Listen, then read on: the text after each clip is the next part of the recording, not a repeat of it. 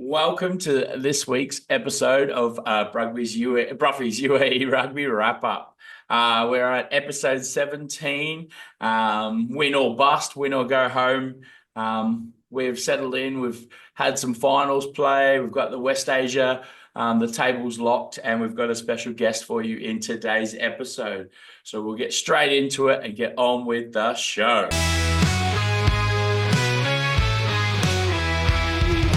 All right, we're going to start off today's show with the West Asia Premiership wrap-up. We had two games this weekend. We had the Friday night thriller. Well, I say thriller. It was a bit more of a bust-up. Bahrain took Doha to the cleaners. It was a huge scoreline. I think it was 82-12. So not the greatest finish of the seasons for Doha after being quite successful against the Sharks in their previous game, but they travelled very light. I think they only had 3 subs. They've struggled away from home a lot this season. Tough way to finish, but they will be looking for next season to be a much better away team, not just a good solid home team. Exiles, just big. They're very hard to stop. Their pack is quite big. I mean, all their big boys got some tries. Big John Donan got over. Boats got over again. So they are looking good, and they've picked up their new 15. He's played a couple of games now. I think he was on the wing earlier, but he is a shining light. And their new number 9, who is coming through, he's also making sure that ball is coming out really quick and letting their forwards rumble. So that was a bit of a monster game for Exiles that build a huge bit of confidence before they take on the Hurricanes in the semi-final in a couple of weeks. So that was the first game. And then on Saturday, so yesterday, the Harlequins hosted the Hurricanes. It was a must-win for the Harlequins just so they can have beaten one of the teams in the top 4, and they managed to do so. They took control after about 20 minutes. They scored the first try. It was a dead heat before then. Scrums weren't going anywhere. Both teams just making small errors when they're in the wrong ends. But then it was kind of try for try. As they got going, the Quins scrum ended up being dominant. But I think the Hurricanes, they had their 2 starting second rows ended up being there, both sides of the props at the end of the game. So they're traveling very heavy. A lot of ball kicked over the top. Fitness was a bit of a concern, and a little bit of concern for them losing the game, knowing they've got Exiles next. But the Quins will be looking up because they got a good bonus point win.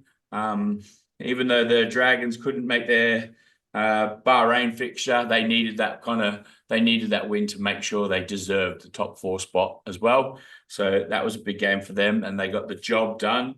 A bit undermanned being school holidays, but probably some of the best moves the backlines pulled off all season. So well done to both of those teams, and they will meet in the semi-finals. So we will have the first semi-final will be Bahrain hosting the Quins in Bahrain, and then we'll be moving on to Exiles. We'll be hosting Hurricanes at the 7th, so both their home games for that. So it'll be interesting. Bahrain will probably be a bit nervous. They've had some really tight tussles with the Quins. Exiles will probably be looking to, they're probably heavy favourites to win against Hurricanes, but we have seen all season that any team is capable on their day. So the Hurricanes will be looking to shut down those big boys and get through. All right, we are going to move on now. We are going to welcome our guest for this evening, or this pod. We have one of the big second rowers from the Dragons, a big Clark Smith. So welcome to the pod. Thanks for having me. Big Clark was one of our top 3 locks for number 4. Yeah. Just didn't get over the line with the voting. Needs a few more friends, I think you said earlier. Yeah, absolutely. But it's good to have him on. Cheers, mate. Thanks for having. All right, so Clark, your first season for the Dragons, like a proper season for them. Yeah. Adding to that second row has been really important for you. The season probably wasn't as good as you guys wanted, but there's got to be some highlights. What were some of your highlights from the season? Yeah, I think obviously from the guys winning the league last year, I think obviously we had quite high expectations to kind of kick on from that. But I think throughout the season, I know you've watched some of the games and reviews. I think there's been some real good purple patches in the game. When we come together, I think we could probably go at any team.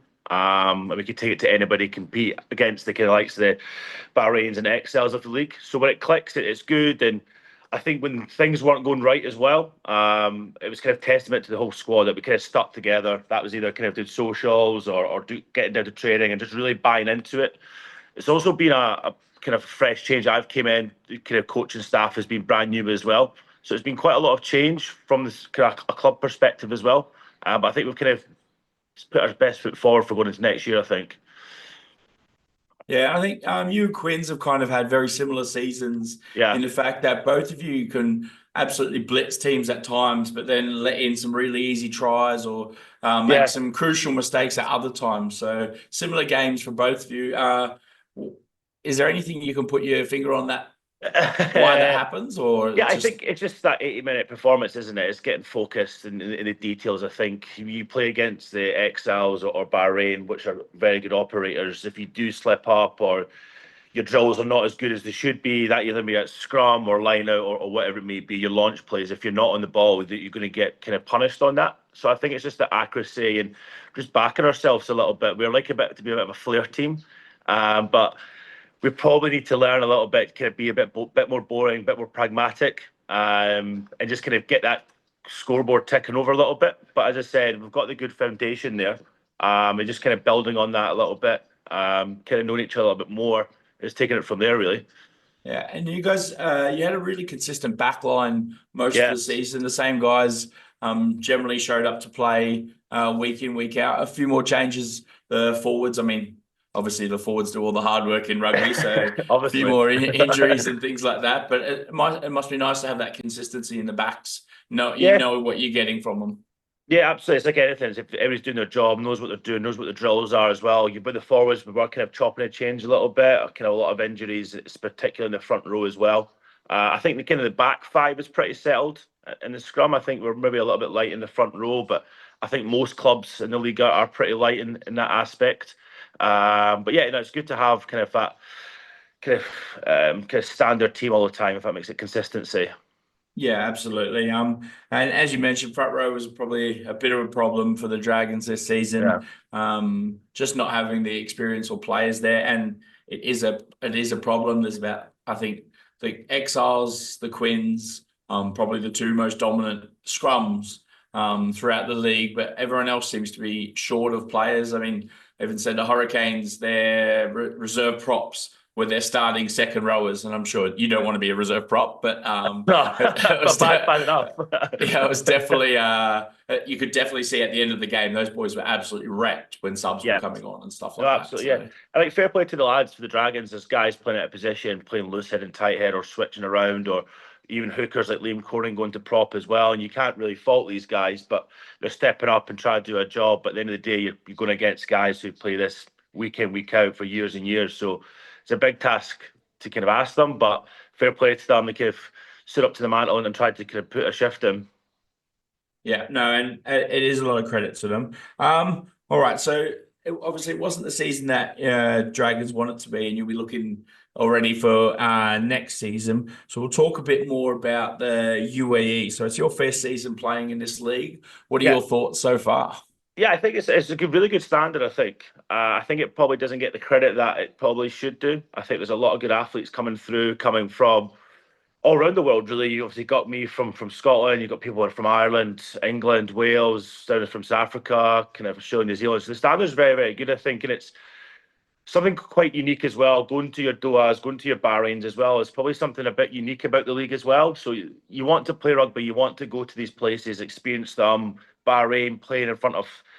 I know, unfortunately, we didn't get to go out there the away game, but that's where you want to play in front of those 3,000 people or whatever it may be, and that's where you play the sport. I think rugby as well, like here, is good for a very much social aspect. Obviously, I can only discuss of the Dragons. I think me being here for 3 years and then starting playing with the Dragons, the network that you build as well, overall, just taking kind of rugby to the side a little bit, the networks that you build, the friendships that you build, it really kind of epitomises rugby, I think. Yeah, no, I agree. And I do think people are shocked when they get here with the standard of it. Some people just think they're just going to walk into a team and be Yeah. all right, and then suddenly you're like, oh, that's actually a bit better standard than Yeah, I was there's some big expecting. humans as So well. There's a lot of big yeah. humans in the league. You're one of them, but that's Yeah, all I don't know right. about that. Um, but yeah, so the UAE rugby scene is it's complicated though, because yes, there's some amazing things. You get to go to Bahrain, you get Yeah, these international trips. What are some of the harder things about playing here? I think obviously the first thing for me experiencing it is that massive break, like the actual fixture and how the diary works. That kind of massive great break before Christmas time. Was it 2.5 months, 2 months? I think a lot of teams can lose momentum as well, and you probably see a lot of player drop off. I think for a long period of time, and then the first game was back as first week of January. Probably still kind of getting over my hangover for the first Yeah, week back, but it just seems a little bit inconsistency. You get like a block of 3 games, and you're off for a month, and you maybe have one game, then off for a couple. I think just to keep the momentum going a little bit. I'm sure there's probably a reason why it's like that, but it just seems you lose that bit of momentum a little bit. no, And I definitely agree with that. Obviously, I don't play anymore, but I used to yeah, play here.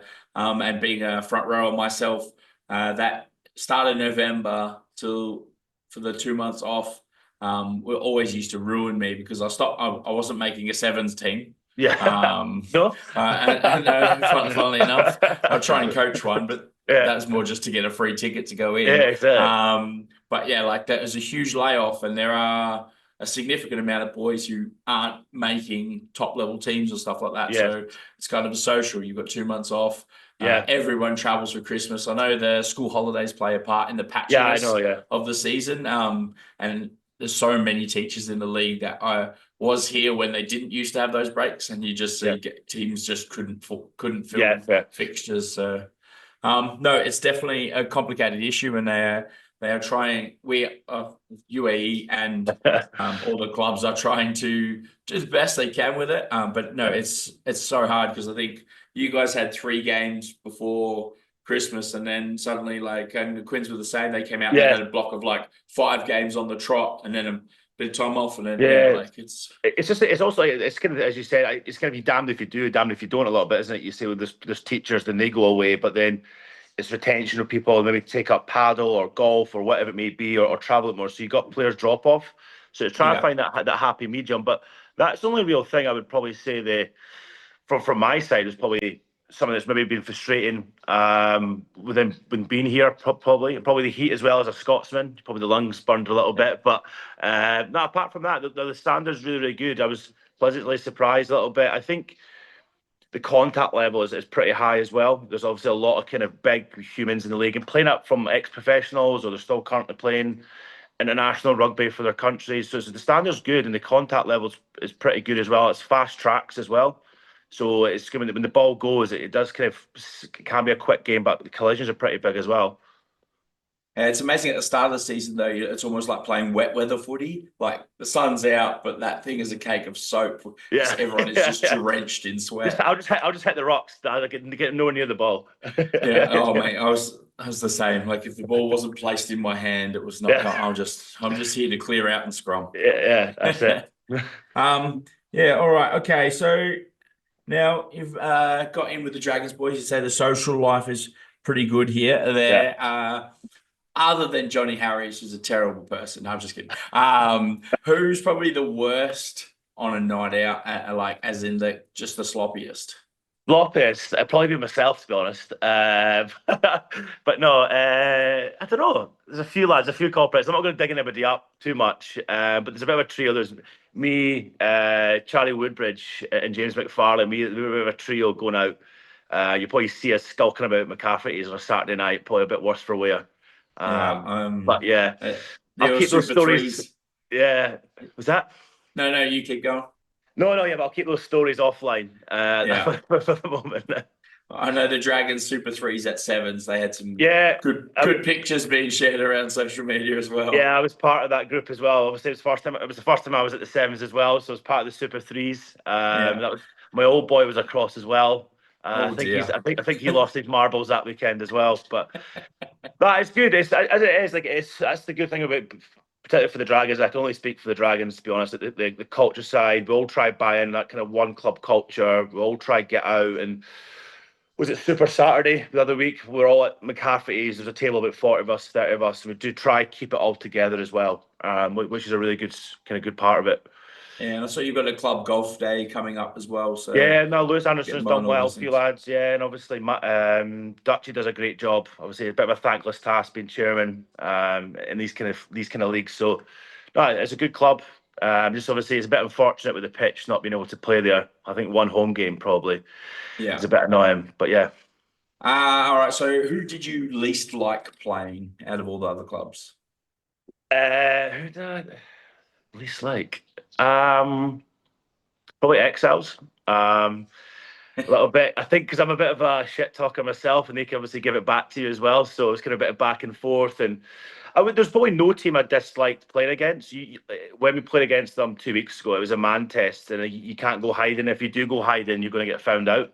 Yeah. So it's one of those games that it's probably you got to be up for it for the whole 80 minutes. So it's not probably not a dislike. You just know it's going to be a hard day at the office. It's not going to be real let up on the kind of the contact, the speed of ball, the kind of gamesmanship as well, probably. Now, if I know you got Johnny Harris next to you in the scrum, if he was injured or something like that, if there's a player from another from anywhere in the league, another second rower to pick to pack in beside you, who might Yeah, it be? Big John from the X-House. Yeah. I rate him. Yeah, I think he's obviously his size around the park as well. I think he's a good line-out technician as well. I think that's kind of something that we would complement each other with. I think, yeah, no, he's a good operator. Or Ice from the Quins is not bad either. Is it Ice, the Yeah. Pacific second row guy? Yeah, Yeah, he's getting a bit heavy. It's getting yeah, harder he's and not harder a to small lift, man, is but he? yeah. Jesus. But no, yeah, two quality locks there. All right, so we'll get on to the fun questions for you. With if you were if you could pick like if you were having a dinner party at your house and you could pick three people, Oh, let's go three rugby people from anywhere. Who would you pick? who would I pick? I would pick Jim Hamilton, Powley from Wales, and who else? Ian McGeechan. I think he'd be a good man to have at the table. Kind of get his insights. You got a bit of kind of rowdiness, but a bit of sensible as well. And at least Jim could host the dinner as well. Yeah, exactly. Yeah, you can do for the It's price of good. one. He's Yeah. good. He's good at that. No, and would there be anyone non rugby related? Same question. Oh, Matthew Connie, absolutely love him. I think he's unbelievable. Yeah, Very good, funny actor. Who else? Kevin Bridges, another Scotsman. yeah. I was just chucking a chef in as well, Gordon Ramsay, because he can cook. So I double, so I double it up. As long as he's cooking and not you having to cook Yeah, for him, you'll be absolutely, yeah, fine. for All sure. right. So we'll play start. We'll do the classic start one, bench one, drop one with a few of the lads. We'll start off with some classic second rowers. We'll go. Got to think of a couple of. What about if we had Brody Retallick, Paul O'Connor, and Eben Etzebeth? If you had to start one, bench one, drop one. Start Retallick, drop O'Connell, bring it's Bethan on the bench. That'd be a pretty powerful second row unit Yeah, yeah, you can't really do any of anyway, them, to be honest with you. mate. All right. Let's go closer to home. So we'll do two sets. We'll do the backs first. See if you're gonna we'll go Gonna get dug out uh on this one. yeah, that's the plan. Get you guys talking a bit. We've got Tom Pascoe, That's it. Big Kyle Brown, the number 10, and Nige, James McFarlane. I'll start Nige, drop Kyle, keep Pascal on the bench. I'm sure Nigel will be happy. I think Johnny dropped him earlier in the I season, know so he's going to listen as well. He's going to dig me up if he doesn't. He's a sensitive soul. that'll make his day. All right, let's move even closer to home then. Let's go with the forwards. We got Brad James, the captain, Yeah. Charlie Woodbridge, and your second row partner, Johnny Harris. Johnny's getting dropped.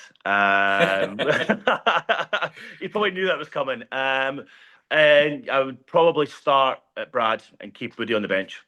Is it because Johnny spends half the day, half the game down, mending all Yeah, these pretty much. injuries in Yeah, his Bruffys hand thing and is stuff? Edward Scissorhands at the moment, isn't he? He's has. But no, yeah, it's tough. It's good at home. All right, mate. Well, thank you for coming on the show. Is there No, cheers. any extra things you want to add before we cut it off? No, not really. No, it's been good. No, thanks for having me on. It's been a pleasure. It's good to get on. All right, I appreciate your time, mate. So thank you very much. Nice. Catch you in a bit. All right, now we are going to we're going to move on, and we have a bit of the Div. We're going to wrap up some of the Div 1 games. So we've looked at the finals already there. We'll look at the Div 1 semi-finals because they happened. On Friday night, it was a bit more exciting a game than the Exiles Doha one. I managed to catch Grant. He was commentating there in LA, and he was definitely enjoying a burger and chips throughout the throughout the evening. But no, it was a good game. Tigers managed to, from fifth spot on the ladder, have taken down the first place. So that was a bit of a shock win in terms of how the league went. I'm sure the Tigers aren't shocked. But they had a really solid game plan. They took their chances, made the most of their opportunities, where I think Alain really struggled to take their opportunities. They played a lot of one-out rugby where one big ball runner was going over and the Tigers were just turning them over left, right, and centre there. It was just very un-Alain-esque from how they've played all season. Just lack of support, and their big ball runners were running the ball really well. They were making gains, but without the support, Tigers were just getting over the top and putting them to the sword and just taking their opportunities as well. So Alain's season has come to an end there. Like, they'll be a bit disappointed, finish the league on top, but they'll be looking forward to trying it all again next year. So that's 2 years in a row in the semi-finals they've gone out and being quite favoured. So that they'll be looking at. And the Tigers, I mean, a shout out to them. Their forward pack really stood up. Their scrum was solid. I thought Alain's big forwards might have run over them, but they held their scrum together, and their ball runners were doing really well. So well done. I think their hooker, he was really good, and their 10 was also quality, just guiding those lads around the park. So well done to the Tigers. And then I didn't catch a lot of the Bahrain Exiles game because I was on the comms at the Quins game and heading there. I know Grant was there as well. He got to see a lot of rugby this weekend with FFP Sports, so they keep bringing you the goods. But that was a closely fought game, really down to the wire. I think in the last 5 minutes, Exiles had a scrum. They were 3 points down, really trying to fight through that game, but Bahrain held strong. And then their winger, even after full time, decided to take on the line and scored at final try to blow out the score a little bit more. But there was yells from the crowd, kick it out, kick it out. But he decided to go over to glory and get over the line. So that puts Bahrain, they won that game 30-22. So well done to them, which does put in interesting play for the final. Because what we have is team 5 and 6 from the ladder have made the final in Div 1.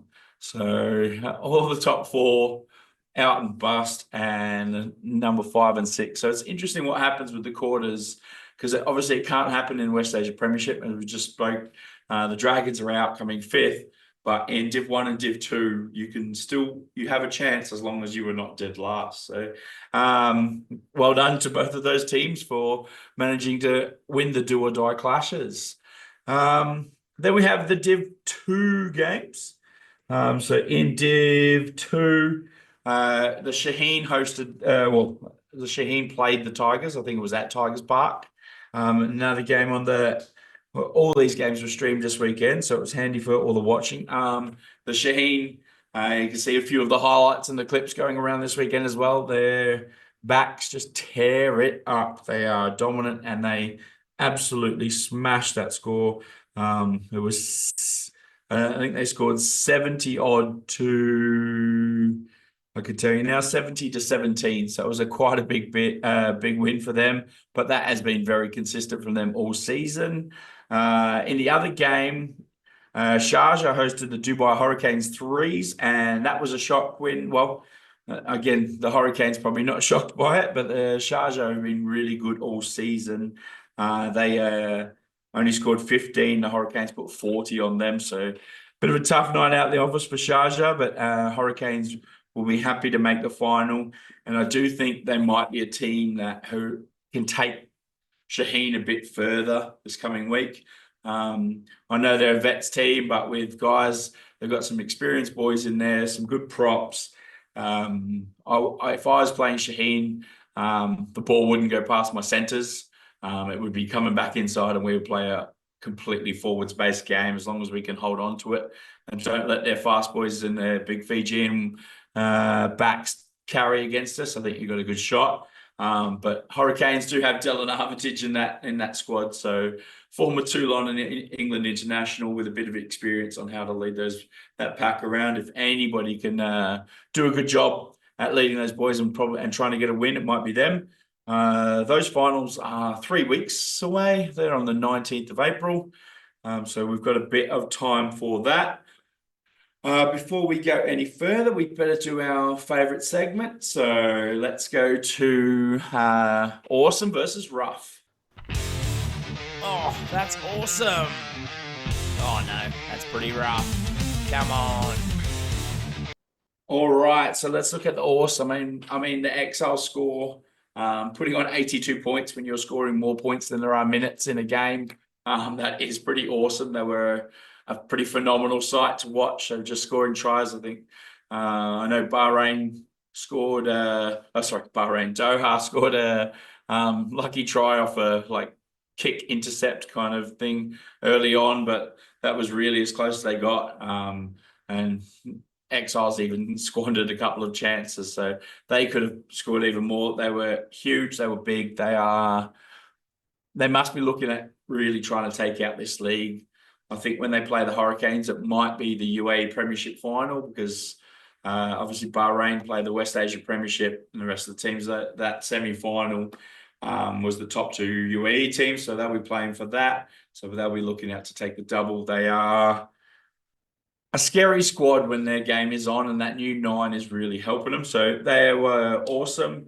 Another awesome, Andre Gerber for the Hurricanes. He scored their first 2 tries for the Canes, converting and there were quite little bits of individual brilliance. So well done to him. He'll probably feature shortly again in a minute. But no, the other shout out I'm giving is to Grant from FFP Sports. Having all the games this weekend streamed is unbelievable for the UAE, all the finals, so everyone got to watch, and there was good viewership across the country and further on, so well done to that. Moving on to That's Pretty Rough.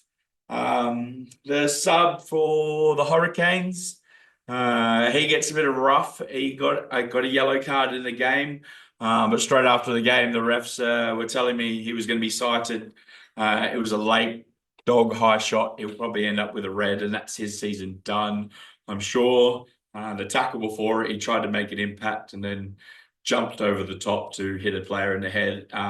So that was pretty stupid and not needed in the game. It was never going to make the effect he wanted to.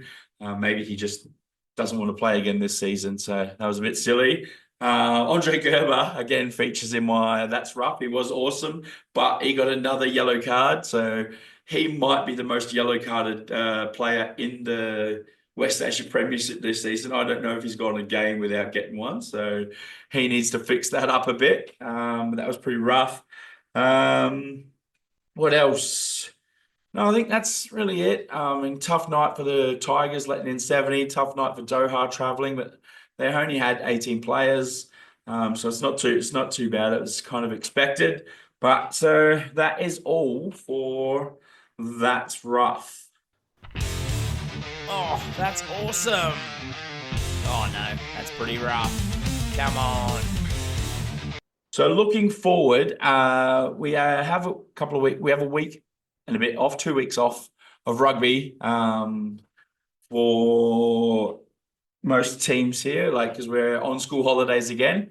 In fact, there won't be a podcast next week because I'm traveling and I will be in Bali, and I can't promise any connection or anything there. So I'm just going to say now we won't be doing a podcast next week, but we will be looking at some of the players, the backs that make the Bruffys UAE team.